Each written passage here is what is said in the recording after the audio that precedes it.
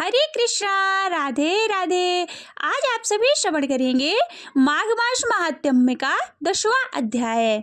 साथ ही आज आप सुनेंगे भगवान श्री कृष्ण के एक सच्चे भक्त की कहानी, और ये कहानी साक्षी गोपाल जी की है।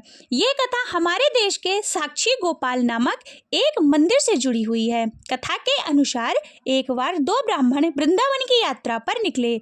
उनमें से एक वृद्धा था और दूसरा जवान था। मार्ग लंबा था और कठिन था, जिस वजह से उन दोनों यात्रियों को यात्रा के दौरान कई कष्टों का सामना करना पड़ा। उस समय आज की तरह रेलगाड़ियां और बसों की सुविधा उपलब्ध नहीं थी। यात्रा के दौरान युवा ब्राह्मण ने वृद्ध व्यक्ति की खूब मदद की, जिनकी वजह से वृंदावन पहुंचकर उस वृद्ध ब्राह्मण ने कृतज्ञता जताते हुए कहा कि हे युवक, तुमने मेरी खूब सेवा की है। मैं तुम्हारा अत्यंत कृतज्ञ हूँ।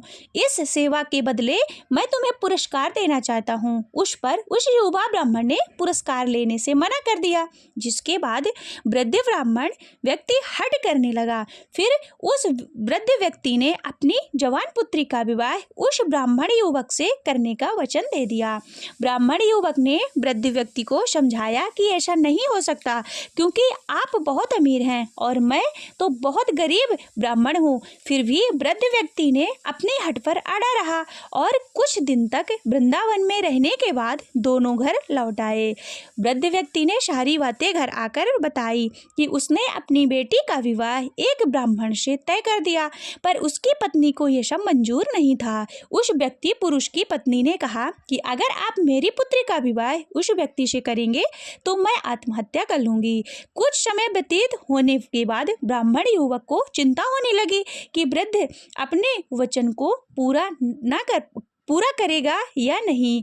फिर ब्राह्मण युवक से रहा न गया और उसने वृद्ध ब्राह्मण के पास जाकर उसको अपना वचन याद करवाया। वो वृद्ध पुरुष मौन रहा और उसे डर था कि वह अपनी बेटी का विवाह इससे करवाता है तो उसकी पत्नी अपनी जान दे देती है। वृद्ध पुरुष ने कोई उत्तर नहीं दिया। तब ब्राह्मण युवक ने उसका दिया हुआ वचन याद करवाने लगा। तभी वृद्ध ब्राह्मण के बेटे ने उस ब्राह्मण युवक से ये कहकर घर से निकाल दिया कि तुम झूठ बोल रहे हो, तुम मेरे पिता को लूटने के लिए आए हो। फिर ब्राह्मण युवक ने कहा, ये सारे वचन तुम्हारे पिताजी ने शिव ग्रह के सामने दिए थे। तब वृद्ध व्यक्ति का ज्येष्ठ पुत्र, जो भगवान को नहीं मानता था, तो युवक को कहने लगा कि अगर तुम कहते हो कि भगवान इस बात के साक्षी हैं तो यही सही। अगर भगवान प्रकट होकर ये साक्ष्य दे मेरे पिता ने वचन दिया है तो मेरी बहन के साथ विवाह कर सकते हो। तब युवक ने कहा, हाँ, मैं भगवान श्री कृष्ण से कहूँगा, वे साक्षी के रूप में आएंगे। उसे भगवान श्री कृष्ण पर पूरा विश्वास था। भगवान श्री कृष्ण उसके लिए वृंदावन से जरूर आएंगे। फिर अचानक वृंदावन की मूर्ति से आवाज सुनाई दी कि मैं तुम्हारे साथ कैसे चल सकता हूँ, मैं तो मात्र एक मूर्ति हूँ। तब उस युवक ने कहा कि जब मूर्ति बात कर सकती है तो साथ भी चल सकती है। तब भगवान श्री कृष्ण ने युवक के समक्ष एक शर्त रख दी कि तुम मुझे किसी भी दिशा में ले जाना, मगर तुम पीछे पलटकर नहीं देखोगे। तुम सिर्फ मेरी नुपुरों की ध्वनि से जान सकोगे कि मैं तुम्हारे पीछे आ रहा हूँ।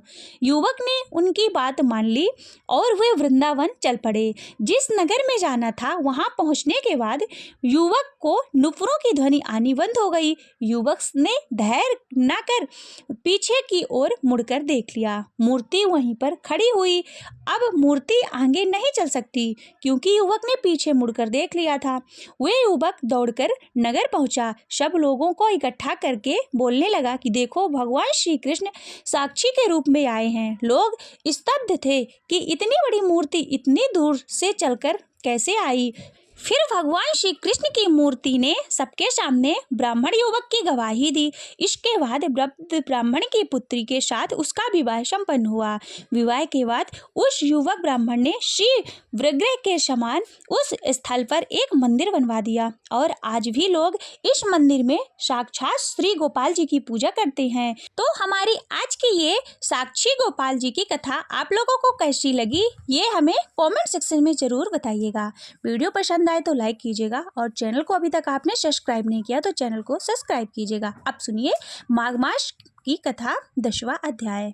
यमदूत कहने लगे, हे वैश्य, एक बार भी गंगा जी में स्नान करने से मनुष्य सब पापों से छूटकर अत्यंत शुद्ध हो जाता है। जो मनुष्य गंगा जी को दूसरे तीर्थों के समान समझता है वह अवश्य नरक में जाता है। भगवान के चरणों से उत्पन्न हुई गंगा जी के पवित्र जल को श्री शिव जी अपने मस्तक पर धारण करते हैं। वह ब्रह्मा जो संदेह रहित, प्रकृति से अलग और निर्गुण है, ब्रह्मांड में उसकी समानता जिससे हो सकती है। गंगा जी का नाम हजारों योजन दूर से ही लेने वाला नरक में नहीं जाता। इसलिए मनुष्य को अवश्य गंगा जी में स्नान करना चाहिए। हे वैश्य, जो ब्राह्मण दान लेने का अधिकारी होकर भी दान नहीं लेता वह आकाश के नक्षत्रों में चंद्रमा के समान है। जो कीचड़ से गौ को निकालता है वह रोगी की रक्षा करता है, या जो गौशाला में मरता है वह आकाश में तारा होता है। प्राणायाम करने वाले मनुष्य सदैव उत्तम गति को प्राप्त होते हैं। प्रातः समय स्नान के पश्चात जो 16 प्राणायाम करते हैं वह घोर पापों से बच जाते हैं, और जो पराई स्त्री को माता समान मानते हैं वह यम की यातना को नहीं भोगते। जो मन से भी कभी पर स्त्री का चिंतन नहीं करते वह दोनों लोकों में अपने अधीन करता है। जो पराई धन को मिट्टी के समान समझता है वह स्वर्ग में जाता है। जिसने क्रोध को जीत लिया मानो उसने स्वर्ग को जीत लिया। जो माता पिता की सेवा देवता के तुल्य करता है वह यम द्वार नहीं देखता, और जो गुरु की सेवा करते हैं वह ब्रह्मालोक को प्राप्त होते हैं। सील की रक्षा करने वाली स्त्री धन है, और सील भंग करने वाली स्त्री यमलोक में जाती है। जो वेदों और शास्त्रों को पढ़ते हैं या फिर पुराण और संहिता को पढ़ते हैं और सुनते हैं, तथा जो स्मृति का व्याख्यान और धर्म शास्त्र समझते हैं, या जो वेदांत में लीन रहते हैं, वह पाप रहित होकर ब्रह्मालोक को प्राप्त होते हैं। जो अज्ञानियों को वेद शास्त्र का ज्ञान देते हैं वे देवताओं से भी पूजित होते हैं। यमदूत ने कहा कि वैश्य श्रेष्ठ यमराज ने हमको वही आज्ञा दे रखी है कि तुम किसी वैष्णव को मेरे पास मत लाओ। हे वैश्य, पापी लोगों को इस संसार रूपी नरक को पार करने के लिए भगवान की भक्ति के सिवा दूसरा और कोई उपाय नहीं है। भगवान की भक्ति न करने वाले मनुष्य को चंडाल के समान समझना चाहिए। भगवान के भक्त अपने माता पिता दोनों के कुलों को तार देते हैं और उनको नरक में नहीं रहने देते, और जो मनुष्य वैष्णव का भोजन करते हैं वे भगवान की कृपा से श्रेष्ठ गति को प्राप्त होते हैं। बुद्धिमान और सदैव वैष्णव का अन्न खाना चाहिए, इससे बुद्धि पवित्र होकर मनुष्य पाप नहीं करता। गोविंदाय नमः इस मंत्र का जाप करता हुआ जो मनुष्य मृत्यु को प्राप्त होता है वह परम धाम को प्राप्त होता है, इसमें कोई संदेह नहीं है। जो ओम नमः भगवते वासुदेवाय मनो मो नारायणाय इस द्वादक्षर मंत्र का ओम अष्टाक्षर मंत्र का जप करता है उससे ब्रह्मा इत्यादि बड़े पाप नष्ट हो जाते हैं। आज के लिए बस इतना ही। माघ मास महात्म्य की 11वें अध्याय की कथा आप हमारे आगे के वीडियो में श्रवण करेंगे।